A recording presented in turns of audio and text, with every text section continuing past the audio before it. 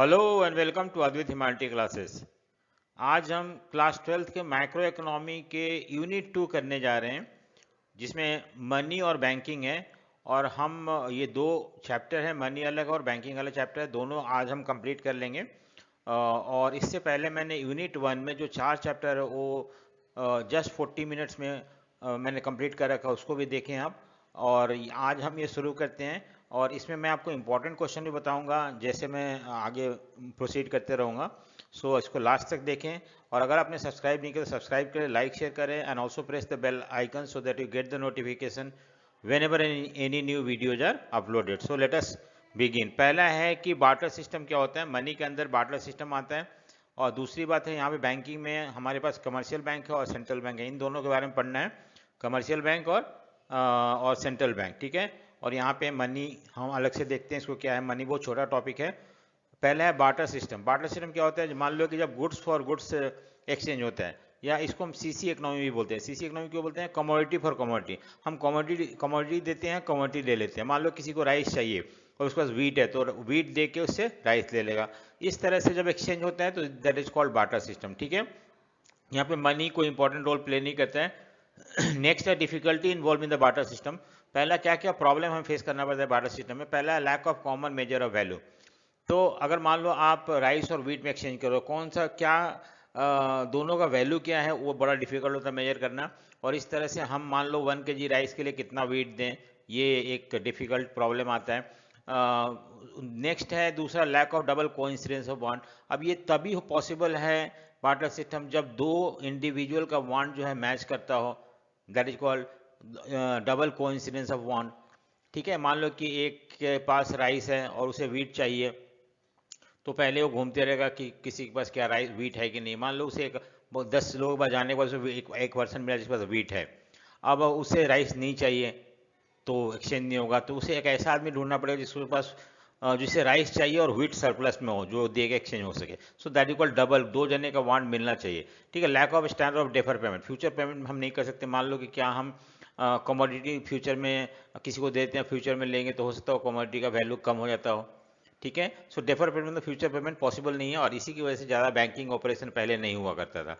Lack of store of value. हम मान लो किसी फार्मर के पास ऑरेंज है, वो उसे अभी नहीं चाहिए, 5 महीने बाद चाहिए, तो क्या ऑरेंज को स्टोर कर रख सकता है, नहीं रख सकता है। तो इस तरह से हम पहले बार्टर सिस्टम में स्टोर ऑफ वैल्यू का नहीं था। और लैक ऑफ डिविजिबिलिटी। मान लो एक शू मेकर है, उसे एक ब्रेड चाहिए, एक शू मेकर है जिसे एक ब्रेड चाहिए, तो कितना शू दे, एक दे, आधा दे, उसको काट के दे, ये डिवाइड, क्योंकि शू को हम डिवाइड करते हैं तो उसका यूटिलिटी खत्म हो जाता है।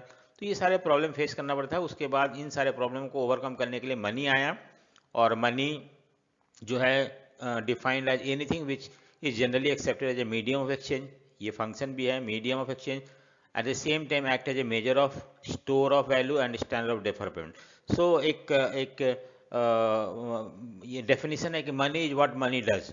मनी क्या है, जो करता है, क्या क्या करता है, exchange, medium of exchange, exchange के काम करता है, मेजर ऑफ वैल्यू होता है, स्टोर ऑफ वैल्यू होता है, और स्टैंडर्ड ऑफ डेफर पेमेंट या फ्यूचर पेमेंट के पॉइंट ऑफ व्यू से भी इसे हम समझते हैं, ठीक है। अब देखते हैं प्राइमरी फंक्शन क्या क्या है इसके। एक तो मीडियम एक्सचेंज जो मैंने ऊपर पढ़ा, वो चारों फंक्शन यहाँ पे है। मीडियम और मेजर ऑफ वैल्यू जो होता है प्राइमरी फंक्शन के अंदर आता है। प्राइमरी फंक्शन में it mean that money can use to make payment. आप मान लो कोई सामान खरीदते हो तो पेमेंट कैसे करोगे, मनी से, मनी के फॉर्म में कर सकते हो। और जिसको आपने पेमेंट किया मनी, उससे अगर कुछ कोई चाहिए तो वो पैसे से खरीद सकता है। इस तरह से money act as a medium. Money is not everything but it act as a medium to buy and sell product. So that, और इससे क्या हो रहा है कि जो बार्टर सिस्टम का प्रॉब्लम था वो ओवरकम हो गया। जैसे आपको ढूंढना पड़ता था कि किसको, आपका जो सरप्लस हो किसको चाहिए, और क्या आपको जो चाहिए उसके पास अवेलेबल है कि नहीं है, वो सब जरूरत नहीं है। आप पैसे सामान बेच दो और उस पैसे जो मर्जी हो खरीद लो, ठीक है। मेजर ऑफ वैल्यू मतलब क्या होता है कि हम कोई भी चीज़ का वैल्यू मेजर कर सकते हैं विद हेल्प ऑफ मनी, ठीक है। Value of all goods and service express in terms of money. मान लो कोई चीज़ ज़्यादा महंगा है, वो मनी के फॉर्म में, ज़्यादा पैसा दे रहे हो तो ज़्यादा महंगा है, सस्ता दे रहे हो तो कम कम। तो we measure the value of some product only through money only. Secondary function में क्या, स्टैंडर्ड ऑफ डेफर पेमेंट होता है। Defer payment future payment, development future payment it has. और इसी की वजह से आज फ्यूचर बैंकिंग सिस्टम इस्टेब्लिश हुआ है। अदरवाइज क्या हम बैंक में गाय बकरी तो ले जाकर रखेंगे नहीं। किसी के पास मान लो कोई चीज़ है तो क्या अनाज बैंक में जाकर रखेगा, नहीं, ये पॉसिबल नहीं है। तो मनी आने की वजह से फ्यूचर पेमेंट पॉसिबल। मान लो हमने किसी से 100 रुपीज़ लिए और वो 100 रुपीज़ 2 महीने के बाद देना है, तो 2 महीने के बाद हम 100 रुपीज़ वापस कर सकते हैं, क्योंकि मनी का जो वैल्यू है ऑलमोस्ट रिमेन सेम। सो इसलिए वो एक्सेप्ट कर लेगा। मान लो हम किसी से बकरी या किसी से बाइक या किसी से गाड़ी लेके आते हैं, 2 महीने बाद देते हैं, तो बोले वो तो ख़राब हो गया, ये हो गया, वो हो गया। पैसा में ये तो नहीं बोल सकता ख़राब हो गया और ये नहीं। तो इस तरह से फ्यूचर पेमेंट पॉसिबल है। Lending borrowing has become possible only because of existence of money only. Store of value मतलब क्या होता है कि मान लो कोई भी चीज़ वैल्यू हम स्टोर कर सकते हैं। जैसे मैंने आपको यहाँ बोल दिया था, एक किसान है जिसका ऑरेंज जो उसने उगाया है, और वो ऑरेंज अभी नहीं चाहिए, 6 महीने बाद चाहिए, तो क्या कर सकता है? उस ऑरेंज को बेच सकता है मनी के फॉर्म में, मनी स्टोर कर रख सकता है, और जब चाहिए वो ऑरेंज खरीद सकता है। इस तरह से कोई भी चीज़ का वैल्यू हम स्टोर कर सकते हैं in the form of money. Transfer of value, मान लो कि देखो यहाँ पे money also serve as transfer of value. It facilitate buying and selling of goods not only in the domestic country but also in other part of the world. So मान लो कि आपके पास एक घर है दिल्ली में, आप क्या करते हो कि आप इसे अगर मुंबई में अब जाना चाहते हो तो क्या धक्का मार के थोड़ी लेके जाओगे? नहीं, आप क्या इसको भेज सकते हो यहाँ पे, और वहाँ पे उस पैसे से घर खरीद सकते हो। तो इस तरह से हम वैल्यू ट्रांसफर कर सकते हैं easily with help of money. इसमें मनी में और एक टॉपिक है सप्लाई ऑफ मनी। सो ये देखते हैं सप्लाई ऑफ मनी क्या है। सप्लाई ऑफ मनी जो स्टॉक कंसेप्ट, स्टॉक मतलब पॉइंट ऑफ टाइम पे मेजर करते हैं। मैंने फर्स्ट चैप्टर हमको कराया कि स्टॉक और फ्लो क्या होता है। So whenever any variable is measure at a particular point of time then that is called stock. So यहाँ पे मनी सप्लाई मतलब आज तक कितना मनी सप्लाई है मार्केट में, and that is what is called a stock concept. It refer to stock of money available with the public. लोगों के पास जो पैसा है, लोगों के पास पैसा at a particular point of time, ठीक है। इसके कंपोनेंट क्या होते हैं? 3 कंपोनेंट होते हैं। एक तो आपका currency with public, C plus D D plus O D, 3 होता है। और इसको M1 को हम मोस्ट लिक्विड बोलते हैं, यानी कि ज़्यादा कैश होता है ये, ठीक है। इसको हम इजीली जैसे मान लो कि बता रहा हूँ अभी मोस्ट लिक्विड क्या होता है। पहले जितने करेंसी विद द पब्लिक, जो लोगों का पैसा है सर्कुलेशन में, वो हो गया। डिमांड डिपॉजिट, मान लो कि लोगों ने कुछ पैसा बैंक में रख रखा है, तो जब चाहे, देखो लोगों के पास कैश है तो कभी भी यूज कर सकते हैं। मान लो उसे कुछ खरीदना है, they can take the money and go and buy something. तो इसलिए उसको हम बोलते हैं मोस्ट लिक्विड फॉर्म। लिक्विड मतलब that can be easily converted into goods and services, ठीक है। डिमांड डिपॉजिट क्या होता है कि मान लो आपके पास पैसा बैंक में रखा हुआ है और जब मर्जी तो उसको निकाल सकते हो, तो वो भी तो आप यूज कर सकते हो whenever you feel like using by withdrawing money from the bank. So that is called demand deposit. आप बोलो कि संडे को कैसे हम यूज कर सकते हैं? मान लो दुकान बैंक बंद है तो कैसे यूज कर सकते हैं? आपके पास चेक अवेलेबल है, through cheque you can make payment. So इस तरह से ये भी एक लिक्विड फॉर्म है। तीसरा अदर डिपॉजिट होता है। अदर डिपॉजिट जो होता है that also comes under money supply only, ठीक है। सो अब आता है नेक्स्ट, हमारा मनी पार्ट खत्म हो गया, और एक पॉइंट है इसके अंदर डिमांड डिपॉजिट। डिमांड डिपॉजिट क्या बोलते हैं कि हम बैंकों में पैसा रखते हैं और जब हम चाहे विड्रॉ कर सकते हैं या उस पैसे को यूज कर सकते हैं थ्रू चेक, और इसीलिए इसको बोलते हैं डिमांड डिपॉजिट। आमतौर पर इसमें कोई इंटरेस्ट नहीं मिलता है, या मिलता भी है तो बहुत कम मिलता है, ठीक है। सो ये डिमांड डिपॉजिट है। नेक्स्ट आता है हमारा बैंकिंग खत्म हो गया। अब हमारे पास आता है सेंट्रल, नेक्स्ट क्वेश्चन जो है ये आपका मनी हो गया हमारे पास। अब आता है बैंकिंग करना है। बैंकिंग में मैंने बताया एक तो कमर्शियल बैंक करना है और सेंट्रल बैंक करना है, और इसमें क्या इंपॉर्टेंट क्वेश्चन मैं वो भी बताऊंगा आपको। सो पहला इसमें ये है कि सेंट्रल बैंक क्या होता है? सेंट्रल बैंक है जो एपेक्स मतलब सबसे ऊंचा, सबसे हाईएस्ट इंस्टीट्यूशन है of monetary and financial system of country. तो मान लो कि इंडिया में बहुत सारे बैंक है, फाइनेंशियल इंस्टीट्यूशन है, सबसे ऊपर कौन है? सेंट्रल बैंक है, and that is what is called apex institution. और it make monetary policy of the country in public interest. तो मॉनेटरी पॉलिसी और एक फिजिकल पॉलिसी होता है, वो हम पढ़ेंगे आगे जाके। सो मॉनेटरी पॉलिसी या फिजिकल पॉलिसी ये इस तरह से कंस्ट्रक्ट करता है, इस तरह से बनाता है जिससे कि लोगों का फायदा हो। It manages supervise and facilitate the banking system of country. So एक मैनेज भी करता है बैंकिंग सिस्टम को, सुपरवाइज भी करता है कि देखते हैं गलती उलती नहीं हो रहा, फैसिलिटेट, और वो सारे फैसिलिटी प्रोवाइड करता है जिससे कि बैंकिंग जो है स्मूथली चल सके। नेक्स्ट हमारा आता है कि फंक्शन ऑफ सेंट्रल बैंक क्या क्या होता है। सो एक तो बैंक ऑफ इशू है, हम डिटेल में करेंगे। उसके बाद इसमें से 3 नंबर क्वेश्चन कोई भी एक पॉइंट आ सकता है। बैंक ऑफ द गवर्नमेंट है एक, ये दूसरा पॉइंट है। बैंकर्स बैंक एंड सुपरवाइजर है। कंट्रोल ऑफ क्रेडिट है। कंट्रोल ऑफ क्रेडिट जो है ये मोस्ट इंपॉर्टेंट फंक्शन है सेंट्रल बैंक का। और custodian of foreign exchange reserve ये भी एक है, और लेंडर ऑफ लास्ट रिसोर्ट ये भी हम देखेंगे। तो इस तरह से ये सारे फंक्शन है आपके सेंट्रल बैंक के। चलो हम एक एक करके समझते हैं। बैंक ऑफ इशू, सो हमारे यहाँ सिर्फ सेंट्रल बैंक को ही परमिशन है, अथॉरिटी है कि वो करेंसी नोट इशू कर सकता है, प्रिंट कर सकता है। और किसी भी इंस्टीट्यूशन को इंडिया में अवेलेबल नहीं है। हो सकता है इसका एक फायदा हो कि एक यूनिफॉर्मिटी बना रहे, एक ही तरह का नोट हो। अगर मान लो सेंट्रल गवर्नमेंट भी इशू करता है, स्टेट गवर्नमेंट भी इशू करता है, यूनियन टेरिटरी भी इशू करता है, तो उसमें क्या होता है कि अलग अलग तरह के नोट होंगे, वो में दैट में क्रिएट कन्फ्यूजन, तो वो कन्फ्यूजन नहीं होता है। और more over notes that is issued by central bank is legal tender money. Legal tender money मतलब होता है कि बैक्ड बाई गवर्नमेंट, ठीक है। नो बडी कैन रिजेक्ट, कि अगर मान लो मैं किसी को पैसे में किसी से मैंने लोन ले रखा है, उसको पैसा दे रहा हूँ वापस, तो मना नहीं कर सकता है।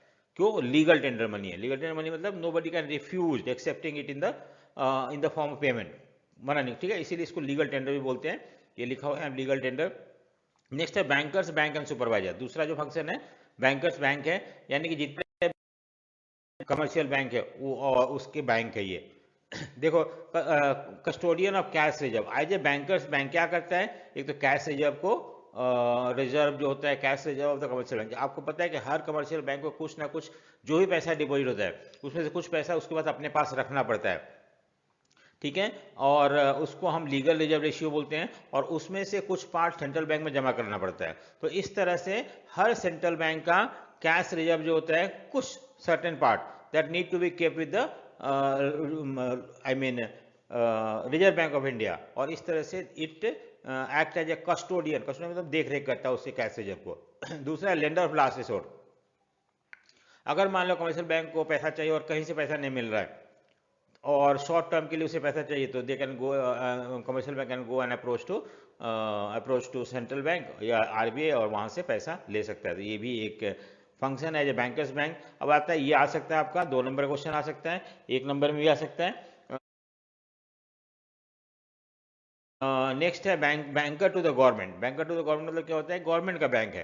जैसे हमारा बैंक कमर्शियल बैंक होता है, हम कमर्शियल बैंक में जाकर अपना अकाउंट खुलवाते हैं, पैसा डिपॉजिट करते हैं, विड्रॉ करते हैं। उसी तरह से गवर्नमेंट का बैंक क्या है? गवर्नमेंट तो कमर्शियल बैंक में जाता नहीं है, बल्कि गवर्नमेंट जाता है आपका रिजर्व बैंक ऑफ इंडिया में। और एज ए बैंकर्स बैंक क्या काम? As a bankers to the government, central bank perform some functions by the commercial bank to their customer. जो फैसिलिटी कमर्शियल बैंक पब्लिक को देता है, वही सारे फैसिलिटी जो है वो सेंट्रल बैंक जो होता है वो आपका गवर्नमेंट को देता है एज ए फिस्कल एजेंट। यानी कि जो भी देखो, पब्लिक डेट को मैनेज करता है as a fiscal agent, government का एजेंट है ये, वो भी मॉनेटरी एजेंट है। तो उस एज ए मॉनेटरी एजेंट ये जो पब्लिक डेट होता है, गवर्नमेंट का जो कर्जा होता है, उसको मैनेज करता है, कब देना है, कैसे देना है, कैसे चुकाना है। और ये tax, it collect taxes and other payment on behalf of government. Government के बिहाफ पे टैक्स भी कलेक्ट करता है और दूसरे तरह का पेमेंट भी कलेक्ट करता है। एज ए एडवाइजर गवर्नमेंट को एडवाइज करता है फाइनेंशियल इशू पे। तो ये सारे बैंकर्स टू द गवर्नमेंट है। तो बैंकर्स बैंक भी एक बैंकर्स बैंक है, बैंकर्स टू द गवर्नमेंट है, ये सारे फंक्शन परफॉर्म करता है आपका। नेक्स्ट है कंट्रोल ऑफ क्रेडिट। ये सबसे इंपॉर्टेंट फंक्शन है कि क्रेडिट कंट्रोल करना। देखो, through the monetary policy RBI perform the this function. हम मॉनेटरी पॉलिसी क्या होता है? 2 तरह का पॉलिसी होता है, एक मॉनेटरी होता है और एक होता है आपका फिस्कल पॉलिसी। सो मॉनेटरी पॉलिसी, फिस्कल पॉलिसी मतलब बजट, ठीक है। बजट होता है फिस्कल पॉलिसी, इसमें एक्सपेंडिचर और रेवेन्यू के पॉइंट ऑफ व्यू से कंट्रोल किया जाता है। और दूसरा जो है आपका मॉनेटरी पॉलिसी के अंदर बहुत सारे हम क्वांटिटेटिव एंड क्वालिटेटिव मेजर देखेंगे। सबसे पहले बैंक रेट। बैंक रेट जो होता है, rate at which central bank lend money to commercial bank, ठीक है, ये एक फंक्शन है। दूसरा है repo rate policy. Repo rate policy मतलब कि रेट एट विच ये जो होता है आपका बैंक रेट लॉन्ग टर्म के लिए होता है, लॉन्ग टर्म के लिए होता है। शॉर्ट टर्म के लिए क्या होता है? शॉर्ट टर्म के लिए रेपो रेट होता है, ठीक है। और repo rate is rate at which central bank lend money to the commercial bank. RBI commercial bank को पैसा देता है, लेकिन शॉर्ट टर्म के लिए।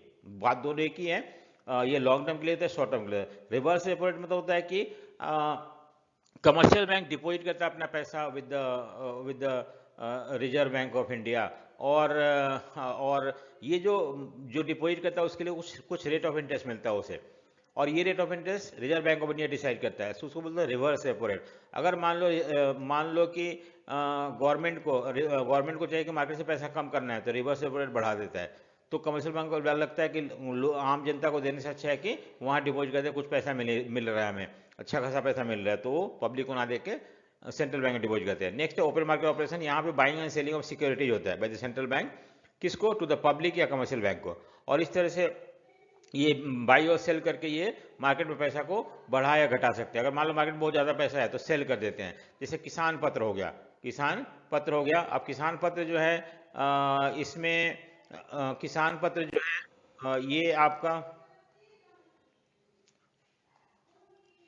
किसान पत्र जो है ये एक तरह से अगर मान लो कि जब कभी भी सेंट्रल बैंक को मार्केट से पैसा कम करना है, उस सिचुएशन में वो लोग किसान पत्र बेच देता है। जैसे मान लो किसान पत्र बेचा पब्लिक को, तो पब्लिक बस क्या होता है, मान लो पब्लिक ने एक पेपर प्रोमिसरी नोट खरीद लिया, ठीक है, एक तरह से ये है। और इस नोट से जैसे मान लो कि ये 100 रुपीज़ का किसान पत्र है, ठीक है, और हमें 80 रुपीज़ में मिल रहा है, डिस्काउंटेड फॉर्म मिलता है, तो मैंने खरीद दिया लालच में कि मुझे 1 साल के बाद वो 100 रुपये मिल जाएगा।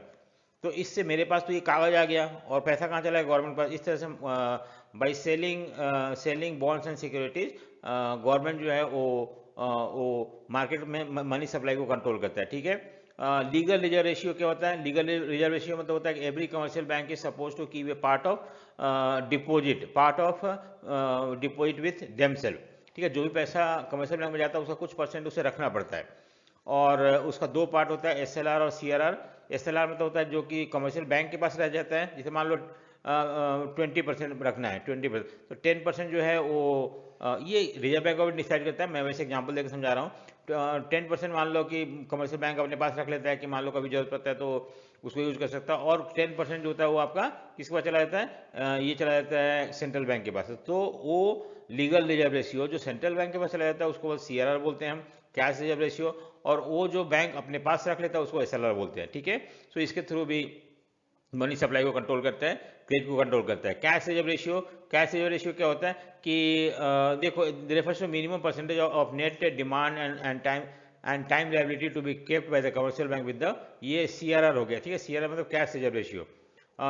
मैंने अभी बताया कि जो वो part of primary deposit that is kept with that of central bank is called cash reserve ratio. Statutory liquidity ratio, ये मैंने अभी कि वो part of legal reserve ratio जो कि बैंक अपने पास रखता है उसको एसएलआर बोलते हैं। सो ये कुछ मेजर्स हैं, ये आपका क्वांटिटेटिव मेजर्स है जो कि हमने पढ़ा।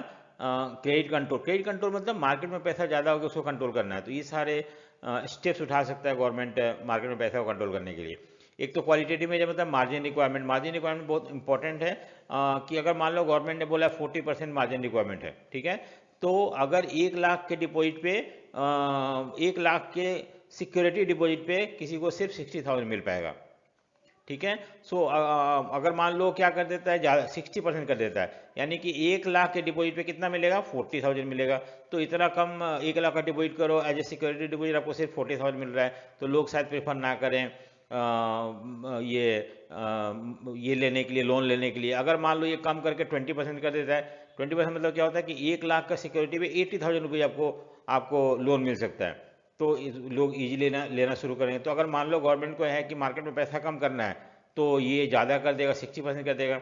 सो मार्जिन रिक्वायरमेंट बढ़ाने से लोग जो है वो कम लेंगे और घटाने से लोग ज़्यादा लेंगे। सो राशनिंग क्रेडिट मतलब यहाँ पे क्या होता है कि कोटा फिक्स कर देता है कि आपको इस चीज़ के लिए इतना देना है।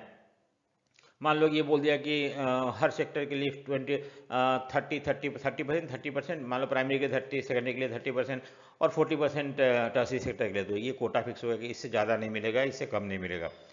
उसके बाद वार्निंग एंड डायरेक्ट एक्शन। कभी कभी मान लो कि जो भी उन्होंने बोल रखा है, रिजर्व बैंक ऑफ इंडिया जो गाइडेंस दे रखा है, अगर वो गाइडेंस नहीं मानते हैं तो देखो, सेंट्रल बैंक में वार्न और take direct action against the commercial bank which do not follow the guideline, ठीक है। जैसे मान लो few month ago RBI 5 lakh rupees का एक तरह से पेनल्टी लगा दिया आईडीबीआई पे, तो ये भी एक तरीका है। मोरल सुएशन मतलब क्या, समटाइम सेंट्रल बैंक में परसुएट मतलब फ्रेंडली फोर्स करता है कि आप लोग को ऐसा करना चाहिए, otherwise things will go out of control. और जनरली ऐसे परसुएशन जो है by the central bank generally followed by commercial bank, ठीक है। तो ये हमने देखा यहाँ पे कि किस तरह से क्रेडिट कंट्रोल करता है। क्रेडिट कंट्रोल मतलब मार्केट में पैसा ज़्यादा हो जाता है उस समय उसको कम करना होता है, और उसको कम करने को ही क्रेडिट कंट्रोल बोलते हैं। मान लो कभी मार्केट में पैसा कम हो जाता है तो उसको ज़्यादा करना होता है, क्योंकि दोनों सिचुएशन ठीक नहीं है। पैसा ज़्यादा होना था इन्फ्लेशन हो जाना, और इन्फ्लेशन जो है उससे सही नहीं है, क्योंकि इसमें फिक्स सैलरी के लोग या गरीब लोग जो होते हैं वो सफ़र करते हैं, so government need to control it. So ये सारे इंस्ट्रूमेंट है जिसके थ्रू आरबीआई जो होता है वो मनी सप्लाई को कंट्रोल करता है, आइदर क्वांटिटेटिव और क्वालिटेटिव मेजर लेके। अब सबसे इम्पोर्टेंट जो है कमर्शियल बैंक का फंक्शन है, ये इंपॉर्टेंट फंक्शन है, आता है हमेशा कि what how does commercial bank create credit और या मनी क्रिएट करता है। ठीक है, ये देखते हैं, क्योंकि सिर्फ कमर्शियल बैंक ही क्रेडिट क्रिएट कर सकता है, मनी क्रिएट कर सकता है। तो क्या क्या क्या कैसे करता है उसके लिए, तो commercial bank create credit by accepting deposit and advancing loan, ये दो तरीका है जिसके थ्रू करता है। और इसके कुछ एजम्पन्स हैं। एक एजम्पन ये है कि all the deposit do not withdraw the all the depositor do not withdraw the money at the same time, कि हर डिपॉजिटर जो है सारा पैसा एक समय नहीं निकाल लेते हैं।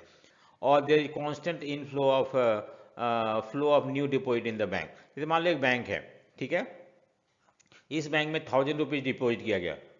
अब 1000 रुपीज़ डिपॉजिट किया गया तो और एक चीज़ एलआरआर भी हम इसमें देखेंगे। एलआरआर क्या होता है, लीगल रिजर्व रेशियो। तो अगर मान लो 20% लीगल रिजर्व रेशियो है, 20% है, तो ये बैंक अगर मैं कोई आए कि मुझे लोन चाहिए, सबसे पहले तो जो प्राइमरी डिपॉजिट है, ये पहला जो पैसा जो बैंक में जमा हो वो प्राइमरी डिपॉजिट बोलते हैं। जब भी पैसा कोई पहली बार जमा होता है तो उसको प्राइमरी डिपॉजिट बोलते हैं। अब क्या होता है अकाउंट में, अब क्या होता है कि 20% एलआरआर है, तो 20% मतलब कितना होता है, 20 रुपीज़। 20 माइनस करके आपको बच जाएगा 80 रुपीज़। तो अगर अब ये 80 रुपीज़ जो है कमर्शियल बैंक किसी को लोन दे सकता है, 80 रुपीज़ कमर्शियल बैंक किसी को लोन दे सकता है, क्योंकि लीगल रिजर्व रेशियो निकालने के बाद जो बचता है वो लोन जा सकता है। ठीक है, अब पहला डिपॉजिट था 100 रुपीज़, उसमें उसने किसी को लोन दे दिया 80 रुपीज़। अब कोई आएगा मुझे 80 रुपये लोन चाहिए, तो हाँ हाँ मिल जाएगा, क्यों नहीं, लेकिन आपको उस बैंक में अकाउंट खुलवाना पड़ेगा और आपको एक चेक बुक देगा और बोलेगा कि सारा ट्रांजेक्शन जो है, सारा पेमेंट जो है चेक बुक के थ्रू करो, आपको पैसा निकालने की जरूरत नहीं है। और इस तरह से ये पैसा बैंक के पास रह गया। अब ये क्योंकि वो नया अकाउंट क्रिएट करके उसमें डालेगा तो ये प्राइमरी डिपॉजिट हो गया। अब प्राइमरी में से एलआरआर 20% है, तो 20% यहाँ निकल जाएगा, तो ये 60 रुपीज़ निकल गया, यानी कि 70 और 70 और 64 रुपीज़ हो गया। ठीक है, 64 रुपीज़। अब कोई आए कि मुझे 64 रुपीज़ का लोन चाहिए, तो हाँ मिल जाएगा, कोई बात नहीं है। उसका अकाउंट क्रिएट करेगा, उसका अकाउंट ओपन करेगा, फिर उसके अकाउंट डाल देगा, उसको भी चेक दे देगा और बोलेगा कि आप पैसा पेमेंट जो है चेक के थ्रू करो। So all the payment are done through cheque only, that is another assumption of this. और all the banking system are consider one unit, ये दोनों इंपॉर्टेंट हम देखेंगे और इस तरह से चलता रहेगा। ठीक है, अब क्या है कि अब देखो, पहले उन्होंने 100 रुपये में से 80 रुपया लोन दे दिया, इससे भी इंटरेस्ट ले रहा है, यहाँ भी दे दिया, इससे भी इंटरेस्ट ले रहा है 80 रुपीज़ या 64 रुपीज़ का। और ये कब खत्म हो जाएगा, ये खत्म होने का होगा कब, जबकि जब जो आपका एलआरआर है, मैंने पहले मैं बताया 20 रुपीज़ सेव हो गया। So sum total of LRR, sum total of LRR, ठीक है, जैसे मैंने पहले बताया था 20 रुपीज़ हुआ था, फिर 16 रुपीज़ हुआ था, फिर ऐसे ऐड करते जाएंगे, कम होते जाएगा।